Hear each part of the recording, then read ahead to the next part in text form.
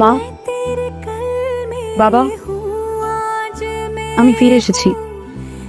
এতদিন যখন আমি পালিয়ে ফিরে আসতাম তখন আমার পাশে থাকতো আমার প্রেমিক, কিন্তু আজ আমার প্রেমিক আমার পাশে নেই। কিন্তু আজ আছে আমার স্বামী। আমরা বিয়ে করে ফেলেছি। আমরা চাইলে অনেক দূরে কোথাও পালিয়ে যেতে পারতাম, কিন্তু আমরা সেটা করিনি, কারণ আমি তোমাদেরকে অনেক ভালোবাসি বাবা। কিন্তু আমিও চাই আর কি তোমরা ওকে মেনে নাও, আর যদি না মেনে নিতে পারো তাহলে আমাদের জন্য দোয়া করো, আমরা যেন সুখে থাকতে পারি। এই, তোর স্বামী কোথায়? আবির, আবির, ভয় পেতে হবে না, আমি অলরেডি হেরে গিয়েছি।